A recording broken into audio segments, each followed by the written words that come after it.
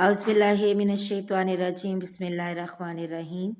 अबू जुहैफा रज़ी अल्लाह ताला अन्हो ने कहा कि नबी करीम सल्लल्लाहु अलैहि वसल्लम हमारे पास दोपहर के वक्त तशरीफ़ लाए और आप सल्लल्लाहु अलैहि वसल्लम ने बतखा में ज़ोहर और असर की दो दो रकतें पढ़ी। आप सल्लल्लाहु अलैहि वसल्लम के सामने अंजा गाड़ दिया गया था और जब आप सल्लल्लाहु अलैहि वसल्लम ने वज़ू किया तो लोग आप सल्लल्लाहु अलैहि वसल्लम के वज़ू के पानी को अपने बदन पर लगा रहे थे। सही बुखारी हदीस नंबर 501। यजीद बिन अबी उबैद ने बयान किया कि मैं सलमा बिन अकूर रज़ी अल्लाह ताला अन्हु के साथ मस्जिद नबवी में हाजिर हुआ करता था। सलमा रज़ी अल्लाह ताला अन्हु हमेशा उस सतून को सामने करके नमाज पढ़ते जहाँ कुरान शरीफ रखा रहता था। मैंने उनसे कहा कि ए अबू मुस्लिम, मैं देखता हूँ कि आप सल्लल्लाहु अलैहि वसल्लम हमेशा इसी सतून को सामने करके नमाज पढ़ते हैं। उन्होंने फरमाया कि मैंने नबी करीम सल्लल्लाहु अलैहि वसल्लम को देखा। आप सल्लल्लाहु अलैहि वसल्लम ख़ास तौर पर इसी सतून को सामने करके नमाज पढ़ा करते थे। सही बुखारी हदीस नंबर 502।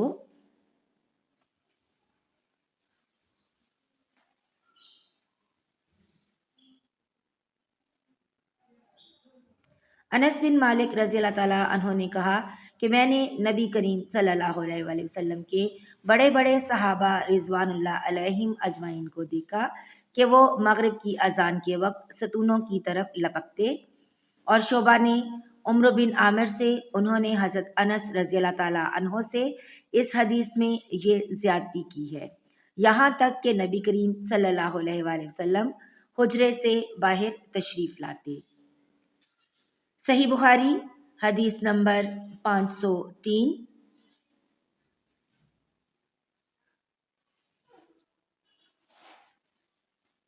अब्दुल्ला बिन उमर रज़ी अल्लाह ताला अन्हों ने कहा कि नबी करीम सल्लल्लाहु अलैहि वसल्लम बैतुल्लाह के अंदर तशरीफ़ ले गए और उसामा बिन जैद, उस्मान बिन तलहा और बिलाल रज़ी अल्लाह ताला अन्हुम भी आपके साथ थे।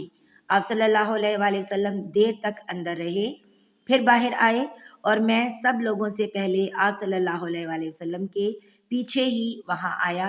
मैंने बिलाल रज़ी अल्लाह ताला अन्हो से पूछा, नबी करीम सल्लल्लाहु अलैहि वसल्लम ने कहाँ नमाज पढ़ी? उन्होंने बताया कि आगे के दो सतूनों के बीच में आप सल्लल्लाहु अलैहि वसल्लम ने नमाज पढ़ी थी। सही बुखारी हदीस नंबर 504।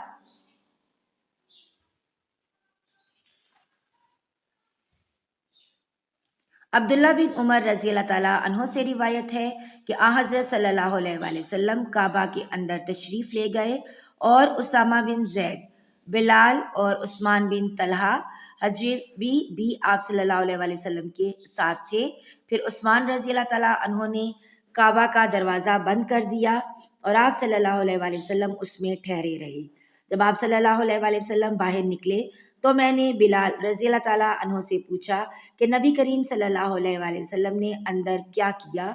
उन्होंने कहा कि आपने एक सतून को तो बाईं तरफ छोड़ा और एक को दाएं तरफ और तीन को पीछे, और इस ज़माने में खाना काबा में 6 सतून थे।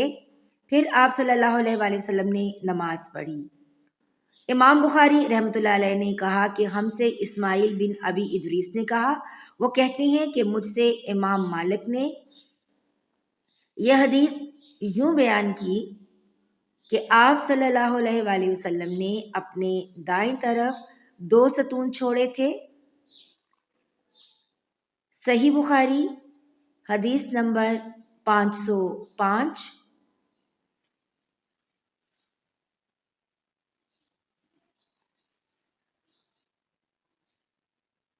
मूसा बिन उकबा ने नाफे से रिवायत किया है कि अब्दुल्ला बिन उमर रज़ी अल्लाह ताला अन्हो जब काबा में दाखिल होते तो सीधे मुंह के सामने चले जाते, दरवाज़ा पीठ की तरफ होता और आप आगे बढ़ते। जब उनके और सामने की दीवार का फासला करीब 3 हाथ के रह जाता तो नमाज पढ़ते। इस तरह आप इस जगह नमाज पढ़ना चाहते थे जिसके मुतालिक हज़रत बिलाल रज़ी अल्लाह ताला अन्हों ने आपको बताया था कि नबी करीम सल्लल्लाहु अलैहि वसल्लम ने यही नमाज पढ़ी थी। آپ فرماتے تھے کہ بیت اللہ میں جس کونے میں ہم چاہیں نماز پڑھ سکتے ہیں، اس میں کوئی کباہت نہیں ہے۔ صحیح بخاری حدیث نمبر 506۔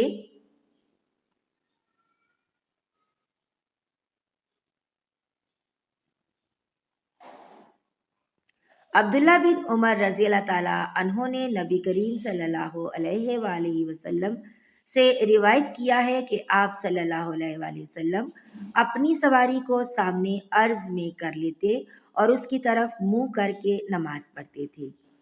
عبید اللہ بن عمر نے نافع سے پوچھا کہ جب سواری اچھلنے کودنے لگتی تو اس وقت آپ کیا کیا کرتے تھے؟ نافع نے کہا کہ آپ اس وقت کجاوے کو اپنے سامنے کر لیتے اور اس کے آخری حصے کی، جس پر سوار ٹیک لگاتا ہے، ایک کھڑی سی لکڑی کی طرف منہ کر کے نماز پڑھتے، اور عبداللہ بن عمر رضی اللہ تعالیٰ عنہ بھی اسی طرح کیا کرتے تھے۔ صحیح بخاری حدیث نمبر 507۔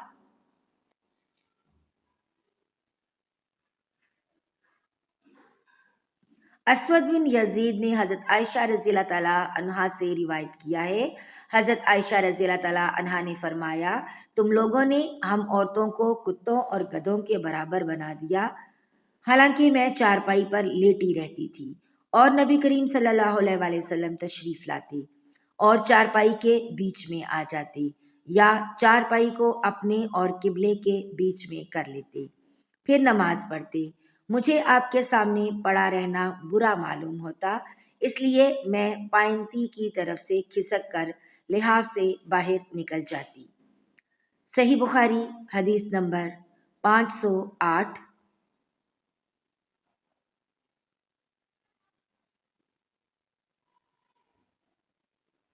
ابو سعید خدری رضی اللہ تعالیٰ عنہ نے بیان کیا کہ نبی کریم صلی اللہ علیہ وآلہ وسلم نے فرمایا، دوسری سند میں، اور ہم سے آدم بن ابی ایاس نے بیان کیا، کہا ہم سے سلیمان بن مغیرہ نے، کہا ہم سے حمید بن حلال ادوی نے، کہا ہم سے ابو صالح سمان نے، کہا میں نے ابو سعید خدری رضی اللہ تعالیٰ عنہ کو جمعہ کے دن نماز پڑھتے ہوئے دیکھا۔ آپ کسی چیز کی طرف منہ کیے ہوئے لوگوں کے لیے اسے آڑ بنائے ہوئے تھے۔ ابو معیط کے بیٹوں میں سے ایک جوان نے چاہا کہ آپ کے سامنے سے ہو کر گزر جائے۔ ابو سعید رضی اللہ تعالیٰ عنہ نے اس کے سینے پر دھکا دے کر باز رکھنا چاہا۔ جوان نے چاروں طرف نظر دوڑائی، لیکن کوئی راستہ سوائے سامنے سے گزرنے کے نہ ملا، اس لیے وہ پھر اسی طرف سے نکلنے کے لیے لوٹا۔ اب ابو سعید رضی اللہ تعالیٰ عنہ نے پہلے سے بھی زیادہ زور سے دھکا دیا۔ اسے ابو سعید رضی اللہ تعالیٰ عنہ سے شکایت ہوئی اور وہ اپنی یہ شکایت مروان کے پاس لے کر گیا۔ اس کے بعد ابو سعید رضی اللہ تعالیٰ عنہ بھی تشریف لے گئے۔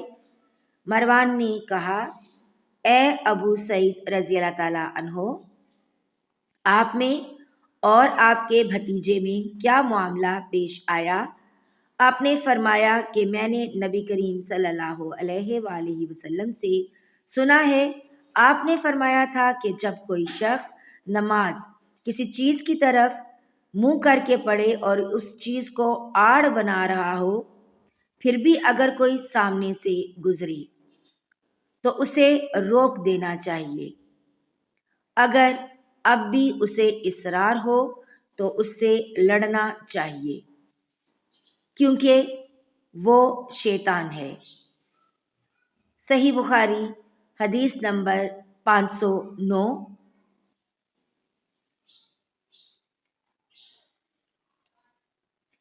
بصر بن سعید رضی اللہ تعالیٰ عنہ کو زید بن خالد نے ابو جہیم عبداللہ انصاری رضی اللہ تعالیٰ عنہ کی خدمت میں ان سے یہ بات پوچھنے کے لیے بھیجا کہ انہوں نے نماز پڑھنے والے کے سامنے سے گزرنے والے کے متعلق نبی کریم صلی اللہ علیہ وآلہ وسلم سے کیا سنا ہے۔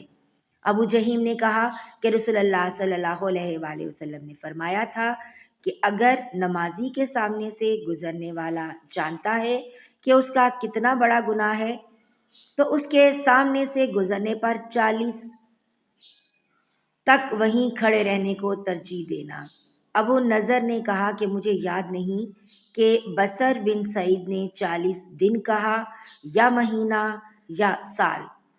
صحیح بخاری حدیث نمبر 510۔ اللہ تعالیٰ میرے اور آپ کے مرحومین کی بلا حساب مغفرت فرمائے اور جنت الفردوس میں انہیں اعلیٰ مقام عطا فرمائے، آمین یا رب العالمین۔ ملتے ہیں ایک نئی ویڈیو میں، تب تک اپنا بہت سا خیال رکھیے گا، دعاؤں میں یاد رکھیے گا۔ اللہ حافظ۔